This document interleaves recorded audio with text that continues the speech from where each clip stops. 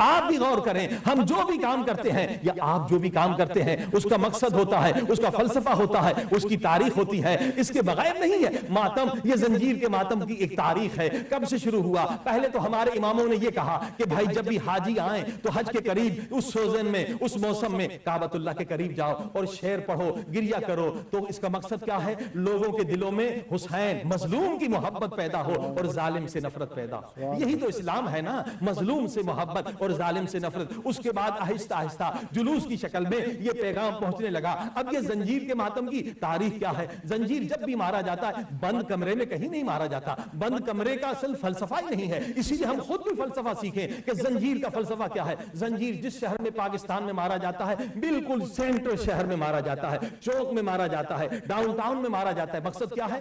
یہ جب زنجیر لوگ مارتے ہیں اس کا مقصد خودکشی نہیں ہے، بلکہ آپ 2 4 5 10 مارتے ہیں تو زیادہ کھڑے رہتے ہیں، اگر تھوڑی زیادہ کسی نے جوش میں آ کے مار لی اس سے ہاتھ لے لیتے ہیں، اس سے زنجیر لیتے ہیں۔ اس کا مقصد کیا ہے؟ زنجیر ماری تو ایک میڈیا کریٹ ہو گیا، لوگ جمع ہو گئے، ہزاروں لوگ جمع ہوتے ہیں۔ جب جمع ہو جاتے ہیں تو اب میسیج دینے کا وقت آتا ہے، کیونکہ پہلے میڈیا نہیں تھا، پہلے ٹیلی ویژن اسٹیشن نہیں تھا۔ یہ میڈیا کریٹ کرنے کے لیے کہ جو ہزاروں لوگ آئیں ان کے دل میں ظالم سے نفرت ہو اور مظلوم سے محبت ہو جائے۔ یہی تو دین ہے، یہی تو اسلام ہے۔ پورا معاشرہ بدل جائے گا اگر ظالم سے نفرت پیدا ہو جائے اور مظلوم سے محبت پیدا ہو جائے۔ اب آپ نے دیکھا یہ مقصد ہے اس زنجیر مارنے کا، نہ خودکشی ہے نہ کوئی اور مقصد ہے۔ ہر شہر، ہر ملک میں الگ الگ تبلیغ کے طریقے ہیں، اصل اٹریکٹ کرنا ہے، کسی کو اٹریکٹ کرنا ہے۔ مثلا آپ دیکھیے بعض جگہ پر ہندوستان میں آگ کا ماتم ہوتا ہے، کسی امام نے نہیں کیا، کسی حدیث میں نہیں ہے، کہیں بھی نہیں لکھا۔ آگ کا ماتم کیا ہے؟ یہ وہاں ان لوگوں کو جو ہندو تھے انہیں اٹریکٹ کرنے کے لیے، مسلمان بنانے کے لیے، دیکھو ہم حسین حسین کر کے آگ میں چلے جاتے، ہمیں آگ بھی نہیں جلاتے۔ سبحان اللہ۔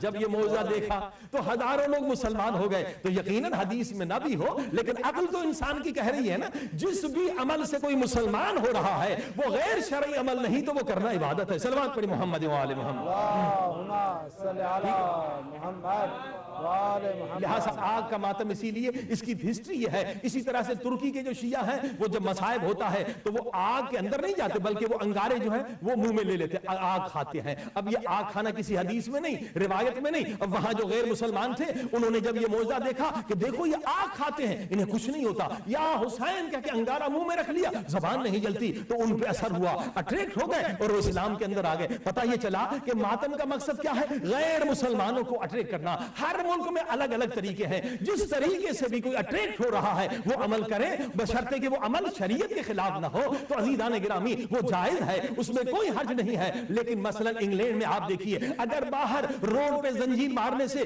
کوئی انگورا مسلمان ہوتا ہے تو یقیناً اس عمل کو جاری رکھنا چاہیے، مقصد ہے تبلیغ۔ لیکن اگر آج ہمارا دشمن جو پورے مسلمانوں کا دشمن ہے، صرف شیعوں کا نہیں سارے مسلمانوں کا دشمن ہے، اگر اسی ہمارے ماتم کو وہ میڈیا پر دکھائے اور کہے دیکھو یہ شیعہ یہ خون نکال رہے ہیں، یہ ٹیررسٹ ہیں، یہ وحشی ہیں، یہ جنگلی ہیں، اگر ہمارے خلاف پروپیگنڈا ہو رہا ہے تو ہمیں دوسرے انداز سے تبلیغ کرنی چاہیے۔ دیکھیے 4 سال سے میں نے عرض کیا تھا کہ اسی انگلینڈ میں کئی شہروں میں، لندن میں، لیوٹن میں، بیڈ فورڈ میں، نیو پورٹ میں ہم نے شیعہ سنی مل کے بلکہ عیسائیوں کے ساتھ مل کے چرچ میں پروگرام رکھا، Jesus and Hussain, suffering of Jesus and Hussain. آپ وہ سیڈیاں دیکھیں کہ عیسائی ہمارے ساتھ ماتم کر رہے ہیں، امام حسین کے غم میں رو رہے ہیں، ان کے پریسٹ رو رہے ہیں، ان کے بشپ رو رہے ہیں۔ لہذا وہ عمل کرنا چاہیے۔ اس سے اور بھی آپ سوچئے ایسا عمل جس سے غیر مسلمان اسلام کے اندر آ جائے۔ صلوات پڑھی محمد و آل محمد۔ صلی علی محمد و آل محمد۔ عزیزان گرامی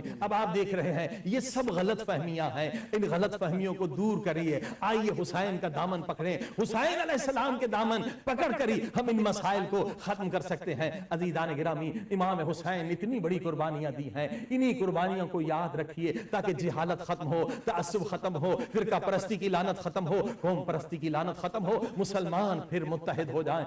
آج بہت ضروری ہے، آج اسلام مظلوم ہے، آج مسلمان مسلمان مظلوم ہے حسین کی آواز پر لبیک کہیں، لبیک کہیں حسین کی آواز پر، حل من ناصر ینصرنا پر لبیک کہنے کی ضرورت ہے۔ دیکھیں ہر جتنی عبادتیں کرتے اس کا مقصد یونٹی ہے۔ نماز کیوں پڑھتے ہیں؟ اولین مقصد یونٹی ہے۔ الگ نماز پڑھیں، الگ نماز پڑھیں ایک رکعت ثواب ہے، مل کے پڑھیں ملین سال ملین زیادہ ٹائم ثواب ہو جاتا ہے۔ روزے کا مقصد کیا ہے؟ یونٹی ہے۔